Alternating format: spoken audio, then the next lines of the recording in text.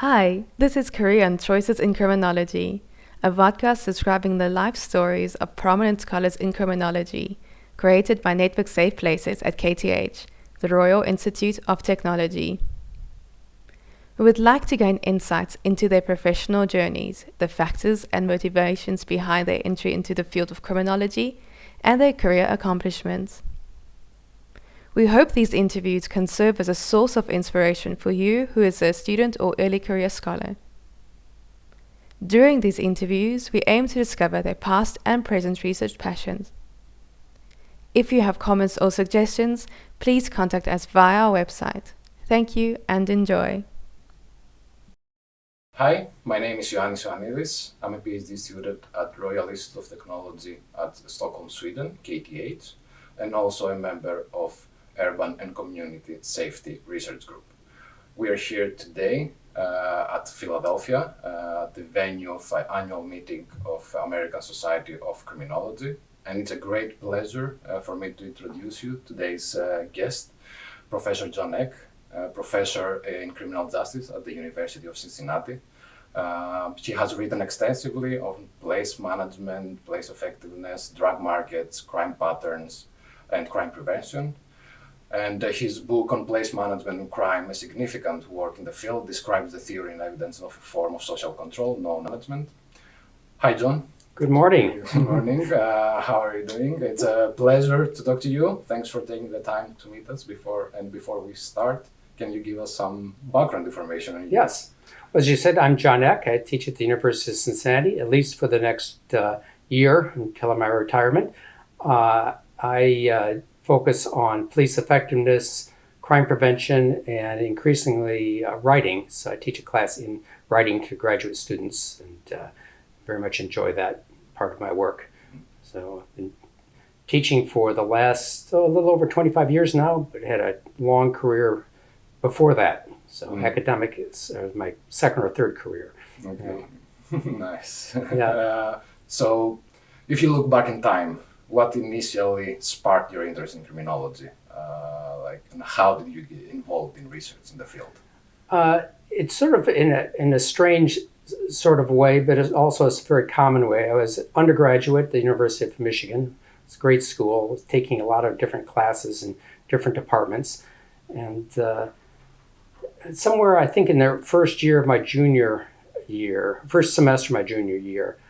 I said I need to decide to focus on something. And I was primarily taking classes in political science and economics.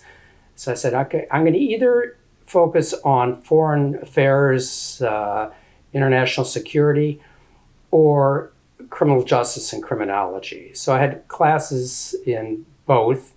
The criminal justice class was taught by Milton Human, who was fresh out of graduate school. In fact, he may not even have had his doctorate at the time. It was a great class. And another class taught by some brilliant professors in international security affairs. I loved them both, couldn't decide which area to focus on, but came to the conclusion at the end of the semester that the international security affairs area was filled with incredibly smart people. And for me to compete in that area would be really taxing. And the criminal justice area, for the most part, was filled with dummies. And I could compete in that area. So I decided to actually focus in criminal justice and criminology. It was a shallow pool, and I could dominate it. At least I could imagine dominating it, as opposed to trying to take over an ocean. I see. So that got me started. And then I think the next semester or so, I took a criminology class in the sociology department. I remember going to the bookstore, and it was one of my favorite times of any semester, is going to the bookstore and finding all the books for the class. And I remember this, it was a white textbook. I think the author's name was Gibson or Gibbons or something like that. And so I was very excited about that. I was taking the class. And about midway through the class, I thought, this is stupid. This is really stupid. I am not taking another criminology class again. So I took another class from Milton Human because I liked him. And then at the end of my undergraduate, I thought, what am I going to do now? So law school just did not seem appealing at all. But who knows what it was. But a person I shared a house with was in the public policy school. And I thought, that sounded interesting. And I started toyed with the idea of going to public policy school and getting a master's here, or getting a master's in criminal justice. And I thought, master's in criminal justice is not going to lead me anywhere. I'm going to go to public policy. And because I can apply public policy to criminal justice, but criminal justice was too narrow. It's a great choice for a number of reasons. First of all, they were really good on analytics. And so I really had to focus on statistics, and we had an engineering class, and that was fun. And I ended up actually being a teaching assistant for that in second year. Introduced me to decision theory. But probably the most important thing coming out of that is I met my wife in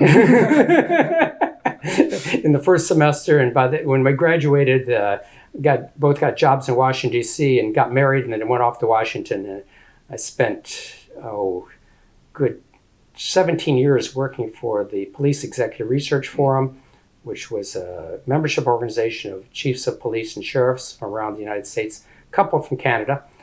And at the time, policing was as controversial in the United States as it is today. It was brutal, racist, and there were a few police chiefs and sheriffs who said, this has got to stop. We've got to make this a useful profession that doesn't oppress people, but actually helps them. And one of the things that they really insisted on was research, right? So the evidence-based movement actually comes out of their interests. Long before the term evidence-based was created, these people were actually thinking about evidence. And I was the first researcher they hired, and went on from there. Spent 17 years with them, had a great time. Did my first work in criminal investigations research, and then moved on to doing work in problem-oriented policing. And in between, I spent 6 months working for the London Metropolitan Police as a consultant on investigations, which was great. So my wife and I moved to London, spent the first half of 1984 commuting to work in London and touring around England, and it was just a marvelous experience. Came back, took over a project on problem-oriented policing, and just had a great time with that. So it's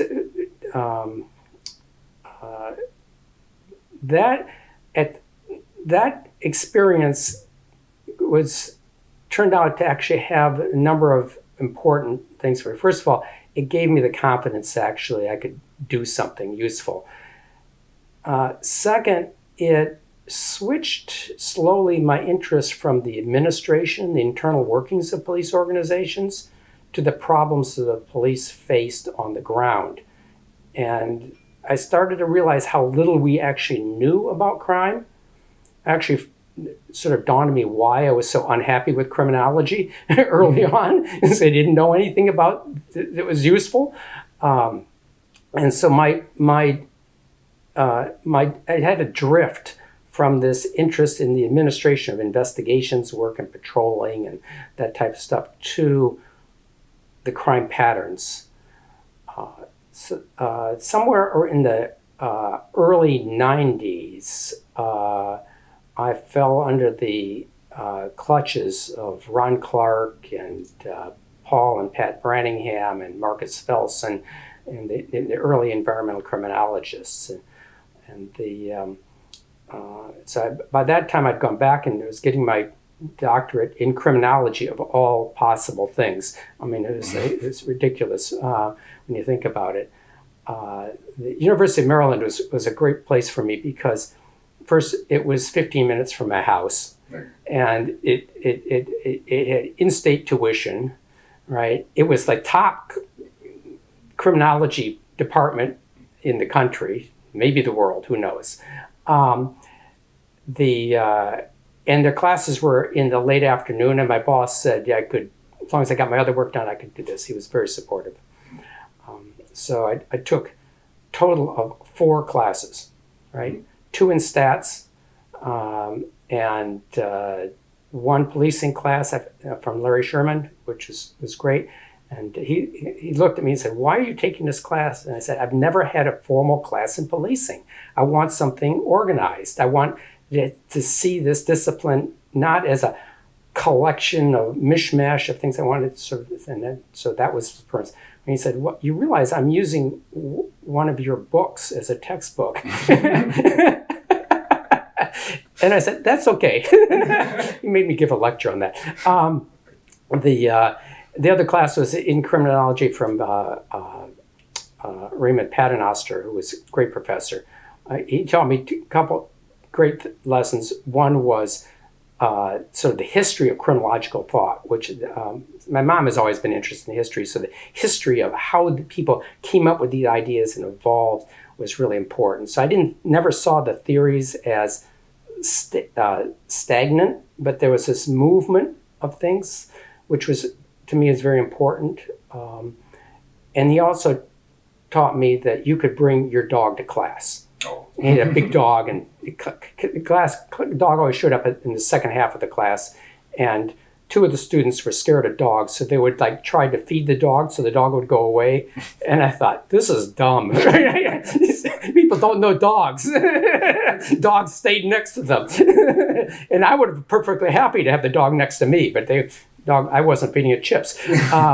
So I got my a doctorate there by writing a dissertation on a project I was working for with the Police Executive Research Forum. I had a very large project with the San Diego Police Department. I had to fly out there periodically. We were collecting data on drug markets. And Larry Sherman had already started work on places. He'd published his 1989 piece from Minneapolis, and I just thought that was really interesting. I'd started off interested in neighborhoods, but when I saw the place stuff, that really grabbed me. So I was able to, working with the San Diego Police, primarily I think it was the 2nd District and their narcotics people, to identify a number of clear drug dealing places, and then we did systematic surveys of the physical environments around each of those places and control places on the same blocks. So we could see, here's an apartment where we know meth is being dealt with, or there's another apartment where we know crack is being dealt, and here's a place randomly selected on the same block where we know that wasn't being dealt.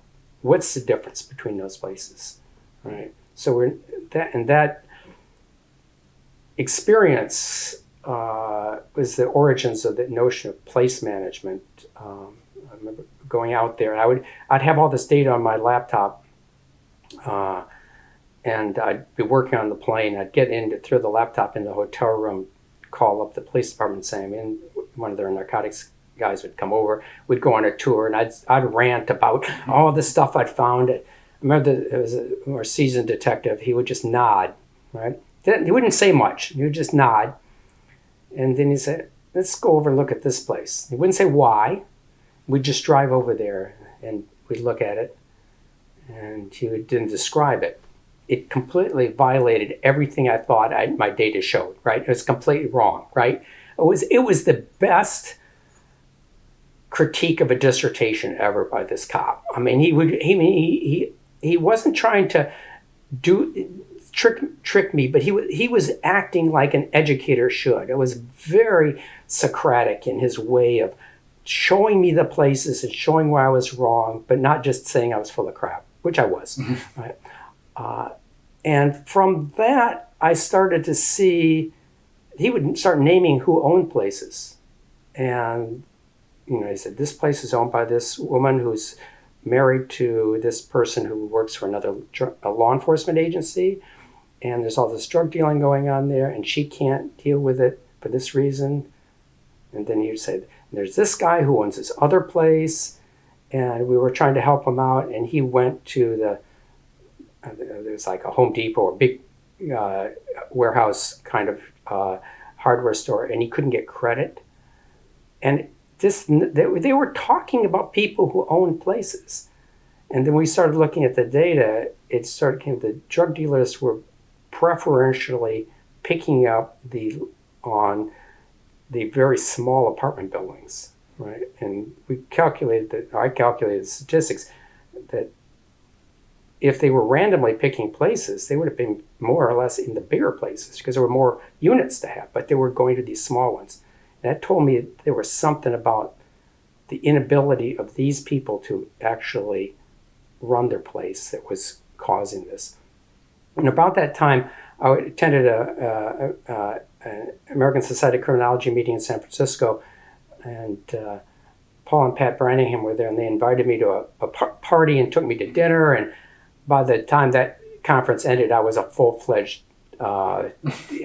environmental criminologist. I said, these people are really interesting. They know the stuff, and they love beer, right? So, I mean, what more could you ask for out of life, right? A trifecta. Yeah, exactly. It was incredibly important. So I started attending the environmental criminology meetings over the years. And that really got me interested in places. I wrote my dissertation on it. And then spent 2 years working for the group called the Washington-Baltimore High-Intensity Drug Trafficking Area, which was a combination of federal, state, and local police agencies in the Washington-Baltimore region trying to go after mid-level traffickers. And my job was to evaluate their performance. Of course, how do you evaluate this kind of stuff? We don't have any baseline information about drug stuff, but I thought, if we survey the drug units themselves, because we had probably 20 different little task forces, right, and ask them about who they're dealing with and stuff, we could get some ideas. So we ran surveys every year with them and asked them about who they're going after, and realized that they weren't going after the people they claimed they were. They were going after lower level people. These were not these drug dealers were not highly organized mafiosa type. They were just, this guy and his cousin and someone off the street were doing this, and they would do that, and then they'd catch the attention of the police and get taken down. So there were small time kind of things. So we wrote a little paper on that about drug trafficking as a cottage industry. But I never really got interested in the sort of the gang kind of stuff all that much. It didn't strike me as I wanted to enter, but the police stuff did. Go ahead. Yeah, but before I have a couple of questions. Sure. Yeah. I think so. In the occasion where you got on the field with that police officer, you got the first time that you actually saw the practice part of our field. Well, I had done a lot of ride-alongs for investigations projects. I'd been doing pretty much every time I went out in the field to work in a police agency. I made sure I had at least one ride-along to sort of get just a sense of what police work was like. So, but by that time, I think I was enough mature that I felt somewhat comfortable in that situation. And the San Diego police were incredibly gracious in helping out. I think partly because I was working on a problem that they felt was important. I was not focusing on their behavior. I was focusing on how we deal with the drug dealing. And I had an employee who worked for the police agency or in the police agency, but worked for me. And so we had a very good relationship on that. So that helped a lot. So when I went on these were actually walk-alongs because these are foot patrol officers. And so I'd walk through the beat with them. And San Diego's nice weather. It's a great place to walk. So this is the first time, not the first time, but it's realizing that practice is also important to us. We need to be engaged in how my entire career, until I go to the University of Cincinnati, is dealing with practice, right? My client, and I thought of it, are cops, police chief on down. So my from leaving graduate school until I went to the University of Cincinnati, my entire attitude is, how am I helping them? Now, that didn't mean that I paid attention to what they said would help them, because I always sort of knew they didn't really know. It's like I go to the doctor, and the doctor doesn't ask what, the doctor's trying to work with me to figure out what, and says, well, that pain in your foot is actually more serious, right? So that's how I was looking at it. And so when I went into academia, that's when I started running into the problem of, okay, is it relevant? Because my attitude was, if it's not relevant for a practitioner, be it a police official or a community member or someone in city council, then I don't know what I'm doing. If I'm going to come up with theory, it better be theory that's practical. That's what the place management thing turned out to be important to me, is because I realized if we focus on who owns things, we might have more impact than if we just focus on residents who don't. And that turned out to be a key insight, which I didn't realize how important that was until many years later. To come back to another question, you mentioned a lot of names Mm-hmm. of people, prominent people in environmental criminology. Who was the biggest influence to you? Oh, wow. In the beginning or at some point that you realized? That's a difficult question, because I came into this late, so I didn't have a formal mentor in the standard sense. So my doctoral advisor was Larry Sherman, who was great. But before him, I'd worked a lot with, and continued to work with for many years after, with Herman Goldstein, who just one of the nicest, most gracious people, who I think he just sort of a strong love of police as human beings, understood where they could go wrong and where they could be very helpful. And really, just by his example, just sort of got me to think about police as incredibly important, working in a tragic area, that it was like impossible for it not to be tragic. No matter what you did, it was going to be tragic. And that really was was a vitally important notion. Ron Clark, who I met much later, just had a really analytical mind. And I've always gravitated to analytical stuff. I mean, the economics classes to me actually had more importance because they had a very systematic view of looking at things.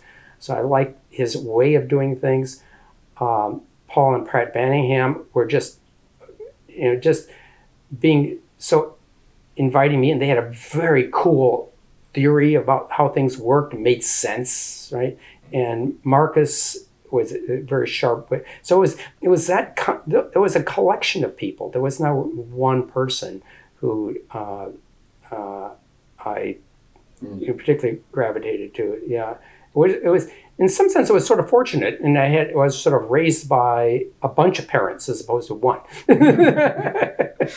So I assume, like from your response, I assume that it was important for you to get engaged, these opportunities that you got from people. Yes. To introduce you to the field or to welcome you to the field. Yes. Yeah. And is it that the field of environmental criminology? No, I've always thought that this is a group of misfits who basically welcome other misfits into their world, and but you have to be sharp. So when I went to the University of Cincinnati, I sort of like floundered around trying to figure out what I was doing. It was a new environment for me. And I think I found out what I was supposed to be doing from my first doctoral student I saw all the way through the program. By the time she started with me, she was Tamara Sorensen, then she became Tamara Maddenson, and now she's Tamara Harold. A great dear friend, worked her together for a long time. She came up to me at one point, in the first year or two of her doctoral thing, and she said, Dr. Eck, I've never liked being called Dr. Eck. I always called John until, so it's like, so anyways, but she, Dr. Eck, you wrote about place management in your dissertation, but you never said what place managers do. And I was filled with these mixed thoughts, like, how bold, right? And then, how true. And now, how do I respond to her in a way which is meaningful and caring and useful So I fell back on the trick I've done many times. I said, that's for you to write your dissertation about. Which she did. Yeah. And that's where the ORCA place management stuff comes from, is basically we would meet in a coffee shop off campus and talk about her dissertation. And I remember where we were talking about something, and I said, you need to sort of flesh this out a bit. I had no idea what it was going to. Next week, she's come up with the ORCA principles, or at least the first draft of them, and we sort of diddled with them, but most of her stuff. And it went on from there. So that to me was one of the most important lessons in higher education, was that I learned more from my students than anybody else. They were just wonderful people, and still are wonderful people, who just taught me all sorts of cool things. And really, a lot of what people give me credit for, other people did. I just ended up with the credit. I think that leads me to my next question. It connects a bit with your last story. What's your advice to the new researcher like me, that we are coming in the field? Okay. Is that one advice maybe challenge your professors? Yeah. So look, here's the only way I can answer this is to say who I really appreciate is great. First, they're brave. They have courage. They stand up for what they believe in, whether they're right or wrong, right? They accept criticism. But those two things don't necessarily go well together, right? But they can stand up, and they can hear no without taking it personally. My obligation is to say no in a way which allows them to understand where it's going to go, right? But I've had students who basically came up with an idea and said, no, I don't think that's going to work. And they said, no, this is going to work. And they've been right. Right? Shannon Linning, when she started with me, she wanted to go to an ECHA meeting. And I've told her this, so there's not telling any secrets here. And I said, well, you're going to have something to present. And I thought, this is nuts. She's barely started, right? And she was talking about that. So she came with that idea. The first time she taught me this idea, I thought, I've got a nutcase on my hands. This is not good. She's just starting, so I'm going to be with her another 4 years. This crazy stuff. I wasn't going to tell her that. So I was merciful guy. I didn't, because I just said, well, you need to do something with this. And I was hoping that she would discover this is crazy and stop and go off and do something different. And she came back and she actually had a convincing argument. And it was now I understand what you're talking about. This is kind of cool. And she developed this as a notion comes from plant pathology and dealing with insect control of hormesis, which deals with the optimal level of dosage, right? That if you underdose, you can actually cause backfire effects. Well, so I gave her several articles. I said, do you want to structure your article that looks like these? Which she did. And then she went to the ECHA meeting, and trying to remember where it was, she got up, I think the second day of the conference, and gave a brilliant talk. I mean, lots of questions, and I thought, wow, this is a cool person to be with. How does one have life in which you get so many cool students to actually do this kind of things? Yeah. So bravery is important. Humor. You got to read well outside the literature. You can't, if you're just reading the stuff from your classes, no good. You got to have interests that are wide. You got to be an interesting person in your own right? And because we bring more ideas from outside into our field than we capture in the field. The field doesn't know that much, but there's a lot of outside influences. Engineering, is a good background for this. So I see. A lot of things to think about. Yeah. Okay. Actually, you have responded to most of the questions that I have prepared for you. Oh dear. Which is the dream of an interviewer. But I would like to ask a bit. You talked in the beginning. You are now at the later. You are going to. I'm going to be retiring. Yeah. Soon. Yeah. how do you see that, and what are you thinking about the future now? Well, I think about it less about retiring than just changing jobs, because I've already changed jobs several other times. I figured that worked out, and so this is just, like every life transition, there's this big mystery, which is he has a certain amount of anxiety because you don't know if it's going to work, and so that's my goal there. I'm sorry, what was the other part of your question? Yeah. So yeah, and what do you expect to do in the future? Oh yeah, actually I'm focusing on writing more than anything else. Not just doing my own writing, but teaching writing. Wrote a book on writing. I tend to do things backwards. I write books or write articles, and then I do background research. What I found is I really enjoy the teaching of writing and helping people craft good documents, not just academic articles, but worked for a police agency recently, helping them on their strategic plan. They came up with the ideas, and I was trying to make it into a story that they could tell their city council so that people would say, yeah, that's a great idea. It turned out it worked. And I thought, this is a fun thing to do. So yeah, I want to be a writing coach in my late career. Yeah. So the future opportunity. Yeah. There's always these other opportunities. You're never locked into it. And you should always change jobs every 20 years, whether you need to or not. So. Okay.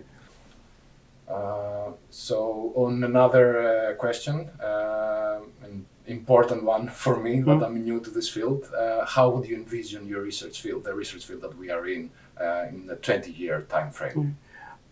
I think a lot of the traditional criminology thing will disappear, and a lot of what is in most textbooks, it's not relevant now, and I think people are going to, particularly newer scholars, are going to discard that.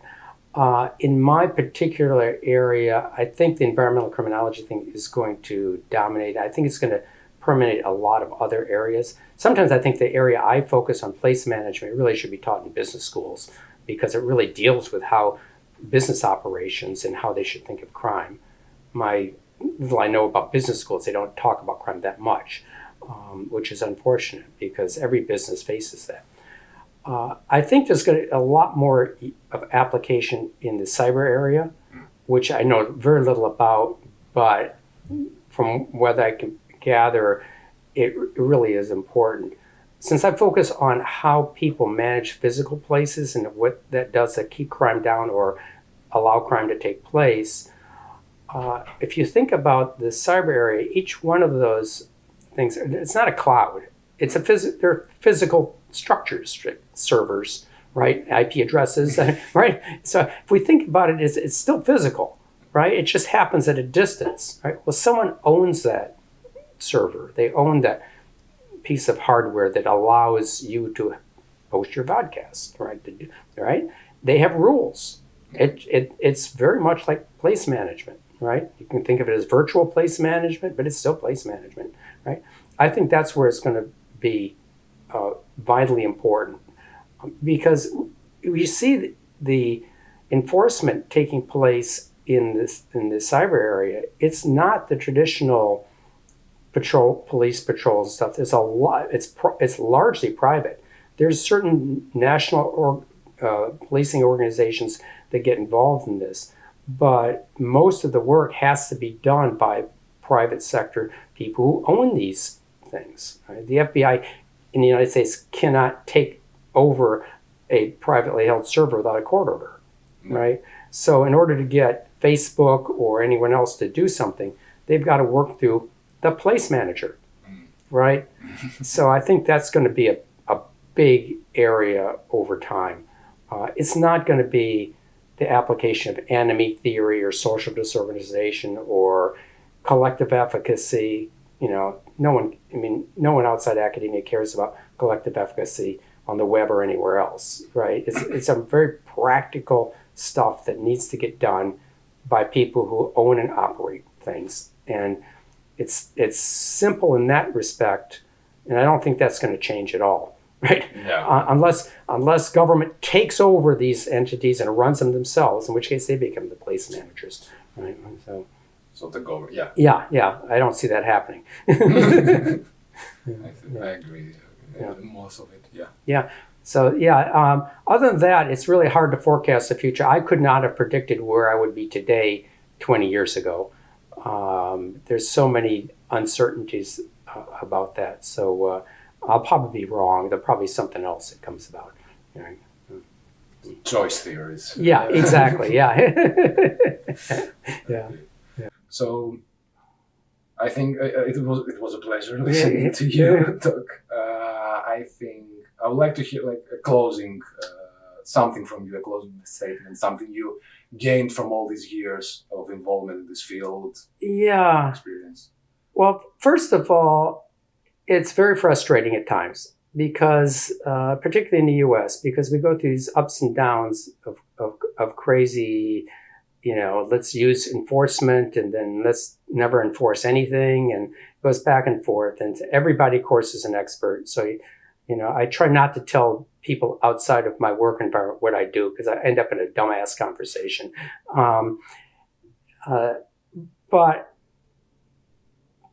one reason I've stuck with this for so long is that I always feel I have an impact on something. Not at every particular day. There are many days where I don't. But when I look back over a year or more, I can say, yeah, that thing we did is influencing people. They're doing things differently than now.